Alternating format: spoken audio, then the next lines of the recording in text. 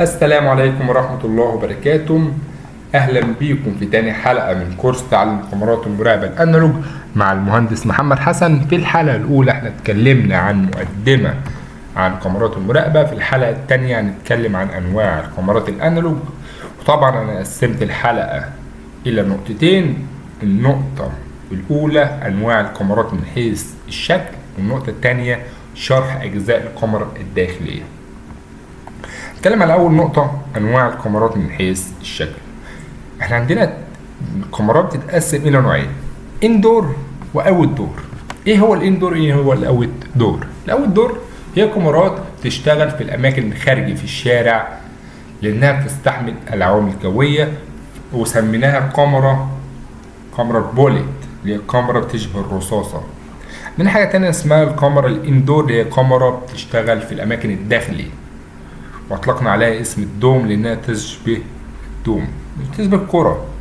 تمام، ان هي كاميرا صغيره بتركب في المكاتب، بتركب في الاماكن الداخلي لانها لا تستحمل العوامل الجويه. تمام. اما الكاميرا الاول دور فهي بتستحمل العوامل الجويه، شتاء صيف اي حاجه هي بتستحمل العوامل الجويه. تمام. عندنا حاجه تانية تقسيمه فرعيه من حيث الشكل. عندنا كاميرات بوكس، كاميرات بي تي زد. تمام. الكاميرا البوكس والكاميرا البي تي زد. الكاميرا البي تي زد تفرق في ايه؟ تفرق في ان الكاميرا البي تي زد هي بتلف معاك 360 درجه و90 درجه، يعني انت متحكم بيها. يعني انت لو حبيت ان انت تلف يمين شويه شمال شويه فوق او تحت، فانت متحكم بيها بكامل استطاعتك. تمام. طيب الكاميرا دي ايه مميزاتها؟ المميزات اللي هي مش بتتحاسب بالزوم، هي بتتحاسب بالاكس. يعني الكاميرا دي شغاله بالاكس، انت بتكبر بالاكس، بتصغر بالاكس. تمام. ايه تاني؟ الكاميرا بتصور كيلوهات على حسب انت جايبها بالكام اكس، 2 اكس 5 اكس 10 اكس 20 اكس ايا كان. تمام. كاميرا البوكس هي الفرق بينها. فرق بكاميرا البوكس ان الكاميرا برضو العدسه بتاعتها متغيره. يعني ايه كاميرا عدسه متغيره؟ يعني هي عدسه ممكن تتحكم فيها ان هي تجيب مسافه ابعد اقرب، نفس الفكره، اوتوماتيك او مانيوال. اوكي. عندنا تاني نقطة شرح أجزاء الكاميرا الداخلية. عندنا أول حاجة في الأجزاء العدسة الداخلية اللي هو اللينس. تمام. إيه هو اللينس؟ إيه هو العدسة؟ إحنا عندنا العدسة بتنقسم إلى 3 أنواع: ثابتة ومتغيرة وأوتو فوكس. عندنا العدسة الثابتة، تمام، اللي هو 2.8 و3.6 و6 مللي و8 مللي وال12 مللي و16 مللي. ايه الفرق ما بينهم؟ ما هي كلها. طب انا هستفاد بيها ايه؟ يعني نعرف الارقام دي. اقول لك تستفاد بيها ايه. ان اول حاجه ال 2.8 دي كاميرا جايبه مسافه اوسع ولكن صوره اقرب. كاميرا ال 3.6 مللي هي جايبه مكان ابعد ولكن بزاويه يعني اضيق شويه. الستة مكان ابعد وصورة اضيق شوية. التمانية مسافة ابعد ولكن اضيق. ال12 او ابعد ولكن ايه؟ اضيق. ال16 نفس الفكرة. طيب انا هستفاد بيها ايه برضو؟ انا لو لاحظنا الاشخاص اللي تحت بقول لك ايه، ال 2.8 جايبه الشخص من على مسافة 2 متر، ال 3 على 6 جايب الشخص على 3 متر، ال 6 مللي جايب الشخص من على 5 متر، ال 8 مللي جايب الشخص من على 12 متر، ال 12 مللي جايب الشخص من على 15 متر، ال 20 متر جايب الشخص من 16 مللي جايب الشخص من 20 متر. تمام. جميل الكلام ده. برضه انا استفدت بيها ايه؟ هقول لك انا استفدت بيها ايه. زي ما موضح في الصوره ان في اسره، تمام، في الجنينه. الاسره دي، تمام، العدسه ال 2.8 جايبه الاسره بالمنظر الطبيعي بزاويه اوسع ولكن العائله بشكل صغير. الكاميرا العدسه ال 3.6 هي جايبه العائله بصوره اقرب ولكن بزاويه رؤيه يعني اضيق. احنا لو لاحظنا من ال 2.8 وال 3.6 ان في بيت صغير كده في الاخر خالص كده. في 3.6 هي ظاهر من اوضه حته صغيره. قصدك معايا ان هو ايه؟ ان هو خلاص هو الصوره بقت اضيق ولكن جاب مسافه ابعد معاه بصوره اوضح شويه. ال6 مللي نفس الفكره، هو الطريق اتمسح نهائي والبيت اتمسح نهائي وجاب العائله بالظبط. ال8 مللي ايه الفرق برضه؟ ال8 مللي هو جاب العائله بالظبط، ال12 جابهم خلاص هم كده قدامك، ال16 هو او جاب لك العائله بس. ماشي، انا هستفاد بقى ايه برضه؟ هستفاد ان انا لو عندي كاميرا على مسافه بعيده، انا عندي مثلا انا عايز اصور مثلا محل والله على مسافه 100 متر ولا 50 متر او 60 متر.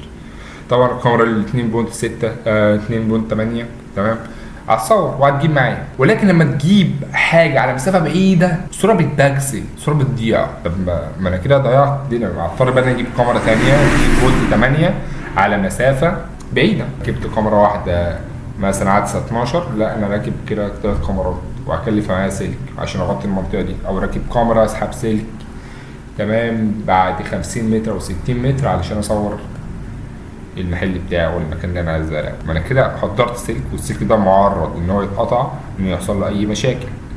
او ممكن اركب الكاميرا جنب اوضه المراقبه وتصور معايا مسافه ابعد بدون اي مشاكل. تمام. عندنا حاجه اسمها حساس الصوره اللي هو الايمج سنسور. ايه هو ده؟ ايه هو حساس الصوره؟ حساس الصوره هو المخ اللي بيحول الصوره من ضوء الى اشاره كهربائيه. تمام. ده اللي موجود قدام الكاميرا، بيحلل الصوره، بيعرف ان دي صوره بيحولها الى صوره. تمام. وبعد كده بعد ما بيحول الى صوره بيبعتها لحاجه اسمها الشبايه اللي هو البروسيسور اللي هو الراس اللي بيستقبل الاشاره من الحساس ويبدا يظبط الصوره. تمام. عندنا حاجه بعد كده فلتر الاشعه اللي بتاعت الحمراء اللي هو الاي ار كات فلتر.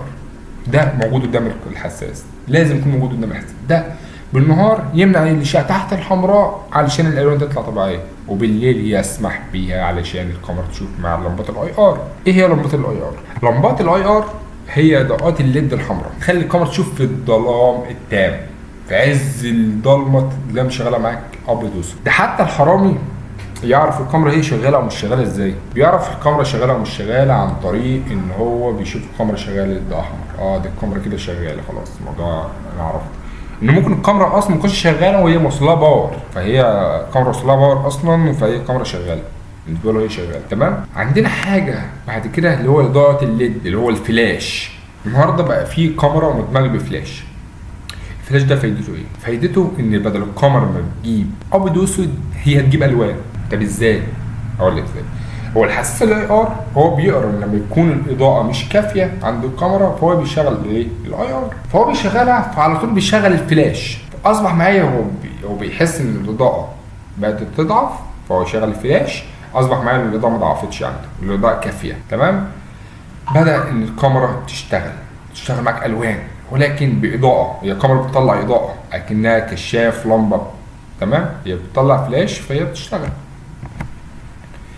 عندنا حاجه بعد كده اللي هي الدائره الالكترونيه البي سي بي بورد.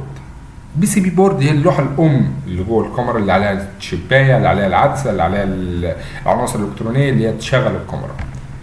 تمام. عندنا الهيكل الخارجي اللي هو الهاوسنج. ايه هو الهاوسنج؟ الهاوسنج ده الكفر بتاع الكاميرا، الكاميرا اللي موجوده جواها، الكفر اللي بيحمي الكاميرا. تمام. عندنا اخر حاجه اللي هي التوصيلات الخارجيه. ايه هو الكونكتور؟ الكونكتور ده اللي هو التوصيلات بتاعت الكاميرا اللي هي بتبقى خارجه من الكاميرا ان انت توصلها بالكابلات وبالبي ان سي والجاك الباور والكلام ده. تمام. فاحنا عندنا نوعين، نوع فيه 3 اطراف ونوع فيه طرفين. النوع الاول اللي هو الطرفين اللي هو بيبقى عندنا طرف باور تمام اللي هو بتاع الجاك الباور، والنوع الثاني اللي هو الجاك البي ان سي. تمام. والنوع الثالث يبقى فيه طرف زياده اللي فيه سويتش اللي هو بتغيير الجودات والصيغه بتاعت الصوره بتاعته. تمام. الخلاصه ان الكاميرا من جوه عباره عن حساس وعدسه ومعالج فلتر اي ار وليد ولوحه الكترونيه وهيكل اللي هو الهاوسنج. تمام. ودي المكونات الاساسيه اللي لازم اي فني يعرفها كويس. ووصلنا لنهايه الحلقه. لأي سؤال ارسلنا على رسائل الصفحة، وما تنساش تعمل لايك وشير. وعلشان الكل يستفيد الحلقة دي برعاية شركة سمارت جارد. أشوفكم في الحلقة الجاية. السلام عليكم ورحمة الله وبركاته.